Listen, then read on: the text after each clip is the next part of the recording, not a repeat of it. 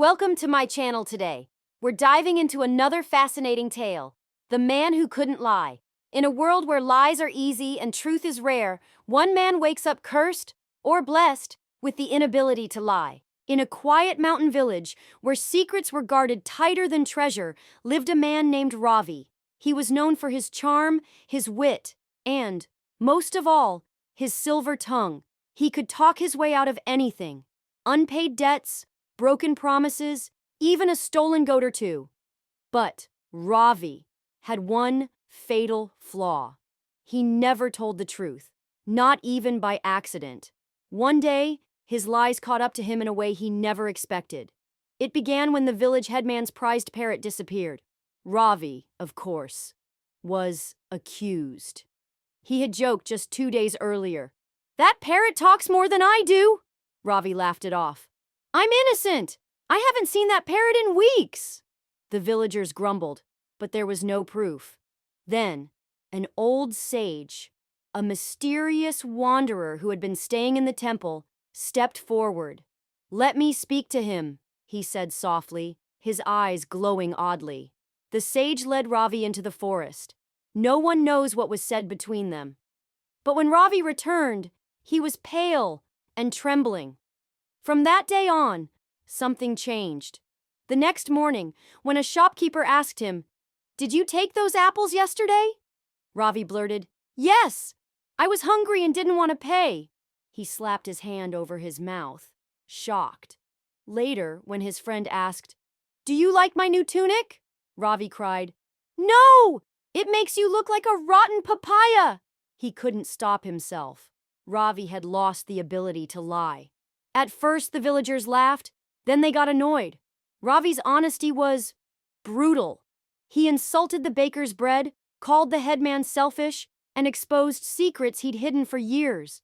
But the worst came when his own mother asked, "Do you think I was a good mother to you?" And Ravi, in horror, said, "You loved me, but you made me feel small when I failed. I've never forgotten." Tears rolled down her face. Ravi ran into the forest, screaming in frustration. "I didn't mean to say that!" But the curse didn't care about his intentions. Desperate, Ravi searched for the sage again. He found him meditating near a waterfall. "Please," Ravi begged, "take this curse away." The sage opened his eyes. "Why do you call it a curse?" "Because I'm losing everyone. My honesty hurts them." The sage nodded. "And your lies, did they help them?" Ravi was silent. The sage stood and pointed to a pool beneath the waterfall. "Look into the water! Tell me what you see!" Ravi knelt and saw his reflection, exhausted, worn, and ashamed. Not the confident liar he used to be. The sage spoke again. "The truth is not always kind, but the truth spoken with love becomes wisdom." He handed Ravi a small wooden flute. "Speak only the truth, but learn how to speak it. Then, and only then, will your curse become your cure."